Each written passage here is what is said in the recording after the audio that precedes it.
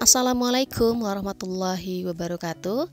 Nama saya Restiana Widiasari dengan NRP 212116009 dari program studi Desain Komunikasi Visual kelas profesional. Kali ini saya akan mempresentasikan mengenai teori semiotika pragmatisme dan juga analisis dari sebuah poster dan film pendek yang berlandaskan teori semiotika pragmatis.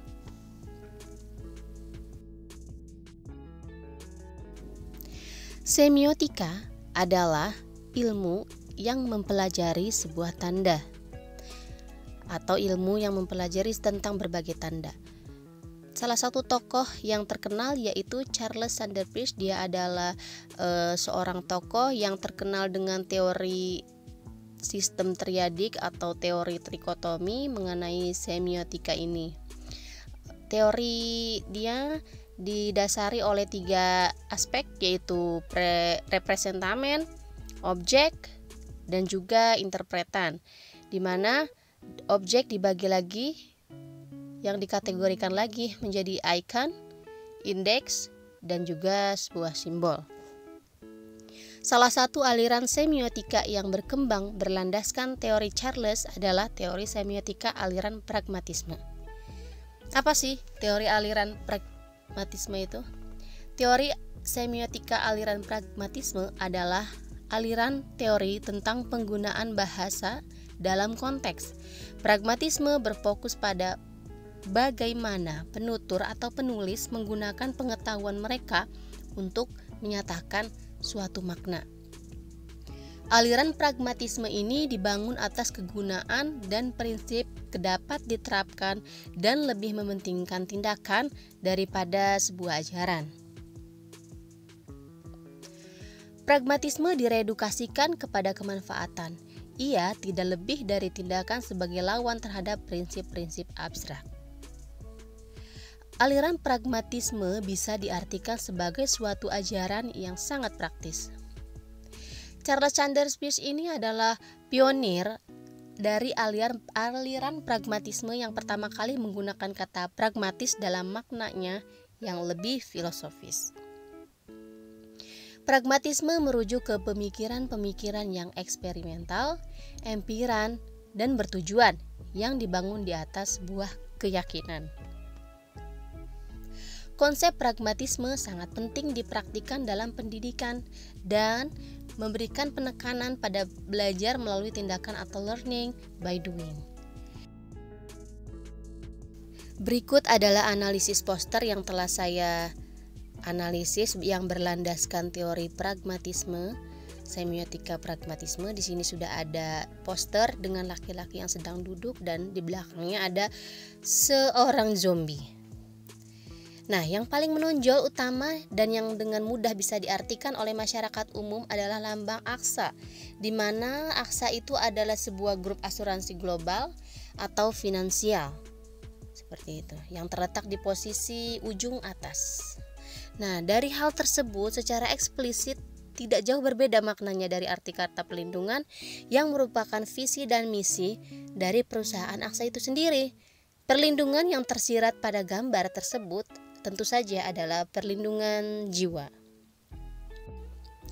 Dilihat dari gambar yang tertera adalah perlindungan dari zombie, di mana jelas terlihat dari sosok zombie yang diterpa dan langsung disorot dengan cahaya lampu kendaraan. Hal ini seakan-akan dan selaras dalam memberikan makna perlindungan dari sesuatu yang berbahaya. Yang berbahaya di sini bisa dikatakan yaitu zombie.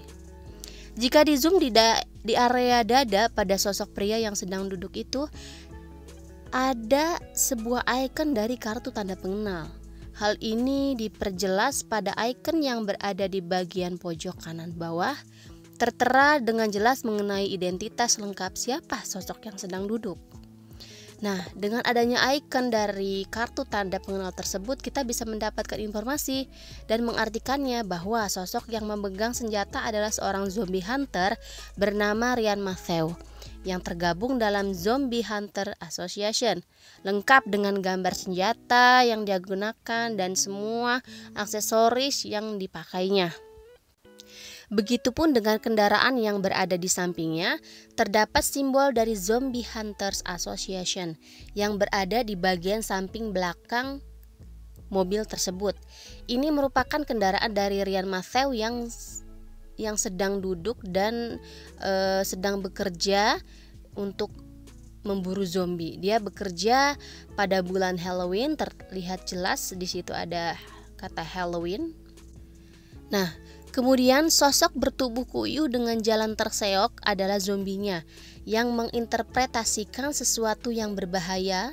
Lalu dengan jelas ada tulisan yang berbunyi "We got your back whatever your job" yang terletak di posisi bagian kiri bawah, yang memiliki makna kurang lebih seperti ini: kami akan mendukung apapun pekerjaan Anda.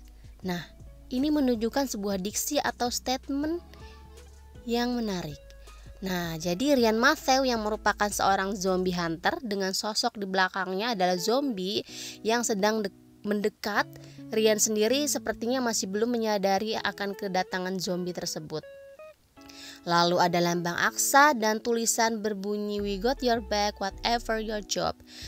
Hal ini mengisyaratkan bahwa seorang zombie hunter pun sebenarnya tidak bisa lepas dari bahaya yang berasal dari zombie yang notabene diburunya.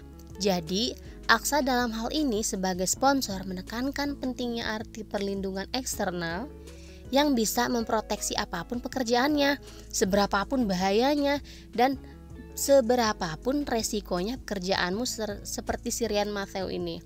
Maka, pilihan yang tepat untuk menjadikan sebagai asuransi jiwa adalah asuransi perusahaan aksa. Lalu saya akan menganalisis tentang animated short film Coin Operated yang berlandaskan teori pragmatis, di mana film ini berawal dari adanya sebuah roket yang sedang terbang layang di udara di langit, yang menginterpretasikan ternyata roket ini adalah sebuah mainan yang sedang dimainkan oleh seorang anak yang sedang memakai atribut atau aksesoris yang berhubungan dengan astronot. Dia seakan-akan menjadi seorang astronot. Lalu ketika dia berjalan, dia melihat sebuah mainan yang berbentuk roket pula, yang sama persis yang dipakainya untuk bermain, yang dipegangnya.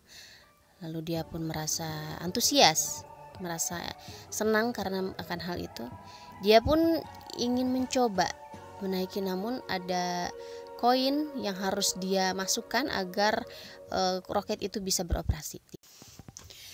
Dari scenes di menit 0 detik 38 menjelaskan anak tersebut sangat ingin sekali terbang keluar angkasa menggunakan roket. Nah, lalu ketika sedang berjalan sambil memainkan roketnya, dia pun melihat ada mainan kendaraan yang seperti roket pula, yang sama persis dengan mainannya ini. Hal ini bisa dikatakan icon atau mewakili sebuah roket aslinya. Dia pun berpikir bahwa roket tersebut atau mainan yang seperti roket itu bisa membawa dia terbang menuju luar angkasa. Dia sangat antusias sekali mengenai akan hal itu. Lalu saya juga memaknai hal ini dengan sesuatu yang berbeda, yaitu bahwa jika ada peluang untuk menggapai sebuah harapan dan cita-cita, sebaiknya jangan disia-siakan. Bisa jadi melalui peluang tersebut, harapan dan keinginan kita bisa terwujud. Lalu pada awalnya ibunya menolak akan keinginan anak tersebut, namun anak tersebut tetap ingin naik di mainan kendaraan roket itu dengan menggunakan koin yang ada di sakunya. Lalu dia pun mencoba untuk mengendarai mainan roket itu. Namun apa yang terjadi?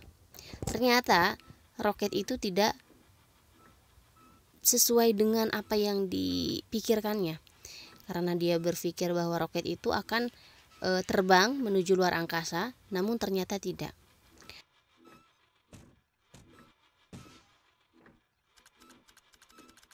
Dia pun berusaha mencoba untuk menghidupkan kembali, namun ternyata tidak bisa. Dia mencari-cari di saku celananya, mungkin ada koin-koin yang masih tersisa, namun ternyata tidak ada. Dia pun merasa sedih karena kok tidak sesuai dengan harapan dan keinginannya. Lalu tanpa sengaja dia pun melihat sebuah tulisan lemon, lalu terbersit di pikiran dia. Pada menit 1 detik 53 sampai menit 2 detik 13 bisa dimaknai kurang lebih seperti ini. Di saat orang lain atau bahkan orang terdekat kamu tidak mampu memberikan yang kamu inginkan dan tidak bisa membantu untuk mewujudkan apa yang kamu inginkan, cobalah berupaya sendiri sesuai dengan apa yang kamu miliki. Bahkan jika peluang untuk mewujudkan cita-cita dan harapan tidak sesuai dengan keinginan, cobalah tetap berusaha dengan sekuat tenaga, mencari jalan keluar lain agar harapan yang diinginkan bisa tetap terrealisasikan. Beralih pada scenes di menit 0 detik 54, anak itu akan naik, namun dia melihat bahwa dia membutuhkan sebuah koin agar dia bisa mengendarai permainan roket itu. Hal ini bisa dimaknai atau menginterpretasikan sebuah makna bahwa suatu peluang untuk menuju harapan dan cita-cita pasti ada harga yang harus kita bayar, atau dalam kata lain membutuhkan sebuah effort yang lebih yang harus dikeluarkan dan juga yang harus dilakukan. Lalu dia pun berusaha untuk menjual minuman lemon yang terinspirasi atau terbersit dalam benaknya. Dia pun mencoba menjual dengan tekun, dengan konsisten. Dari hari ke hari dia menjual minuman lemon dengan harapan bahwa koin yang akan dikumpulkan dari penjualan ini bisa untuk mengendarai roket mainan tersebut. Hari pun berganti, dia pun berjual minuman lemon sampai beranjak tua. Lalu ketika dia merasa bahwa ini sudah cukup, koin yang aku dapatkan sudah cukup, dia pun menutup usahanya itu. Dia pun membawa koin-koin hasil berjualan lemon dari dia kecil hingga tua. Lalu dia melihat dan menuju tempat di mana roket itu berada dengan harapan yang masih sama ketika dia waktu masih kecil, dengan semangat yang masih sama ketika dia masih kecil. Dia pun menaruh semua koin yang telah dia kumpulkan selama dia berjualan. Dia berharap bahwa roket yang akan dia kendarai itu bisa benar-benar terbang menuju luar angkasa. Lalu dia pun mencoba untuk menyalakan roket tersebut dengan sepenuh harapan, dengan harapan yang masih sama ketika waktu dia masih kecil. Namun apa yang terjadi? Ternyata roket itu pun tidak juga terbang sesuai dengan harapannya, tidak juga terbang sesuai dengan keinginannya. Namun tiba-tiba roket itu bergerak, di sekitarnya bergetar, lalu terlihat sekali ekspresinya sangat antusias. Lalu kemudian ternyata roket itu pun terbang, namun dalam kondisi tubuh yang sudah berbeda. Tersirat sebuah makna menurut pendapat saya. Ada baiknya jika sebuah peluang untuk mewujudkan harapan dan cita-cita harus relevan dengan usaha yang kita lakukan. Banyak sekali jalan lain di luar sana yang bisa kita lakukan untuk mewujudkan harapan atau mimpi kita tersebut. Alangkah baiknya jika kita memikirkan peluang lain untuk mewujudkannya. Kadangkala seberapa banyak usaha pun yang kita keluarkan, jika memang peluang tersebut tidak relevan dengan wujud harapan dan keinginan kita, semua akan terasa sia-sia.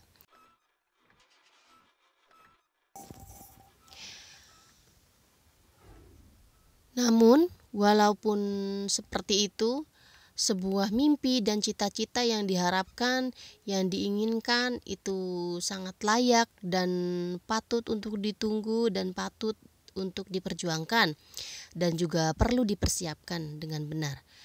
Kita jangan merasa jika usaha atau keinginan kita dengan usia yang sangat sudah tidak muda lagi itu menghambat untuk mewujudkannya. Masa muda itu dan semangat adalah sesuatu yang jangan disia-siakan. Walaupun jika pada akhirnya kita tidak bisa menggapai harapan tersebut, jangan berkecil hati. Kita setidaknya sudah melakukan yang terbaik. Melakukan yang terbaik adalah salah satu bentuk pencapaian yang tinggi pula. Mungkin ada cara lain yang tidak pernah kita duga sebelumnya, yang ternyata justru dengan cara itu kita bisa mewujudkan impian yang selama ini kita harapkan. Sekian dari saya, terima kasih banyak sudah menonton. Wassalamualaikum warahmatullahi wabarakatuh.